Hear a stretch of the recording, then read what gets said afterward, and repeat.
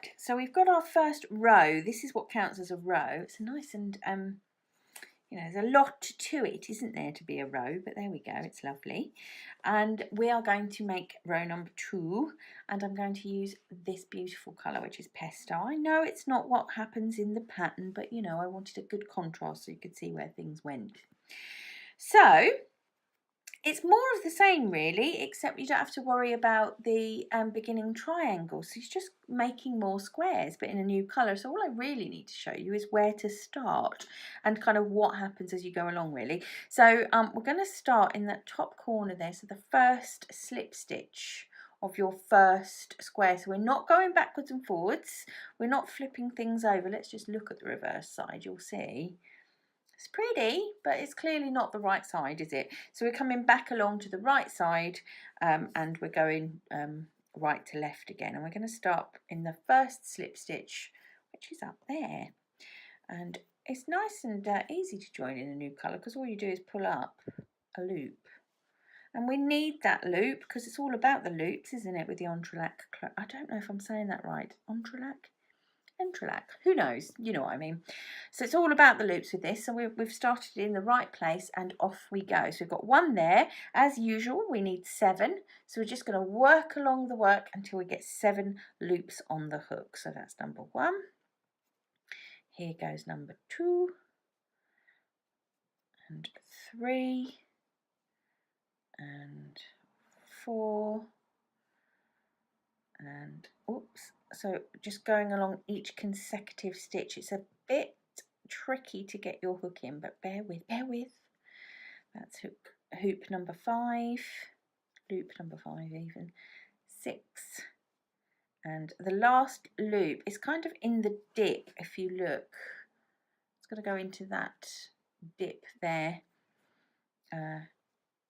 of the previous row. So we've got 2, 4, 6. We've got 7 loops on the hook, and guess what?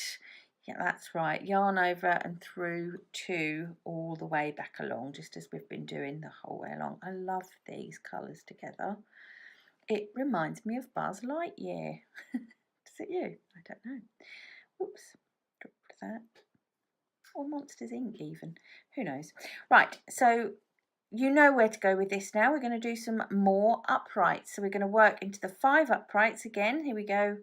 1, 2, 3, 4, 5, and the last thing we're going to do is pick up the next stitch along. So instead of working into the chain as we were on the beginning row, we're working into stitches, and it will make it all interweave nicely. Yarn over through 2 all the way back again, and let's go again. So again we need to repeat that 4 times.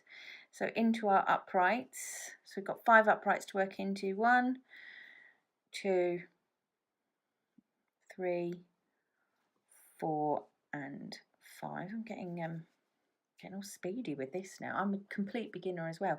So it's 5. So we've got 6 loops on the hook, and our 6th place to put the hook is in the next stitch along.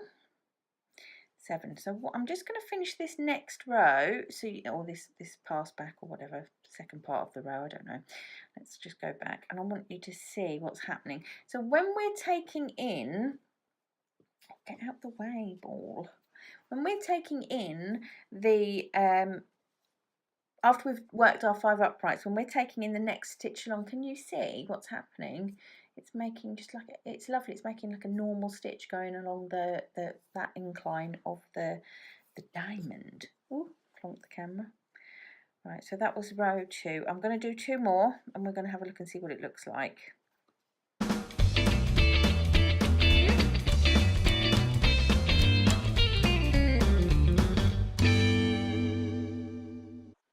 Okay, I've just finished the 4th repeat, so I've got almost a square there, and we're at the point of the slip stitches. Do you remember we made those slip stitches along the edges of the squares to get to kind of the next starting point?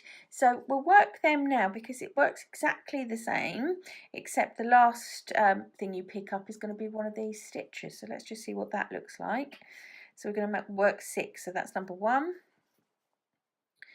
Number 2, obviously picking up the uprights as we go along. Number 3. Number 4.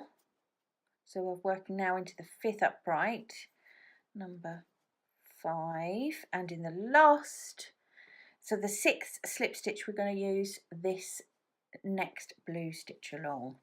Okay, so you can see it's kind of the top corner of the next blue square. So let's go in there and pick it up, and there is our first square of row 2, and you can see it really clearly because I've done it in a different colour. You could obviously do this in the same colour if you like, not a problem at all. So I'm just going to continue on because it's easy peasy, it's intuitive now. If you've made one row of squares, you're going to know where we're going with that, and where we're going with that, 7 loops on the hook. So we've got 1 here, let's get 6 more, and we're just, you can see what's happening. 3, 4, sorry, 5, 6, and the 7th one is in the dip, 7. Okay, so you can see if I hold that like that, you can see where we're going to go with this. I'm going to finish this row, and you're just going to see we don't have any more triangles to do, so I'll just do a couple more squares and you can see what it looks like. Right, I've finished the 4 repeats to make this last square, and I'm just going to go along and finish up with the slip stitches, and you'll see how it neatly finishes in the end there. So it's 1, 2,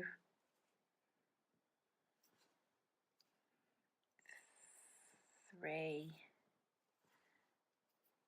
4,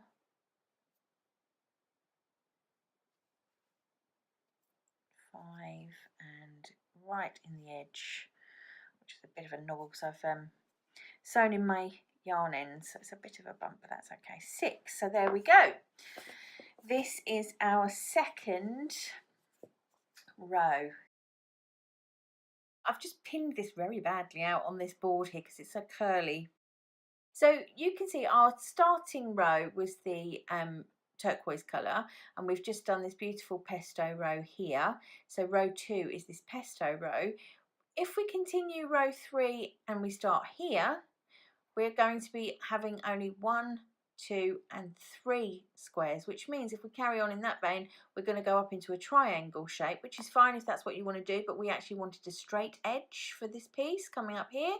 So on our alternate rows, so rows 1, 3, 5 and so on, we're going to need to do edge triangles. So I'm just going to show you how to do edge triangles to keep things nice and neat and straight.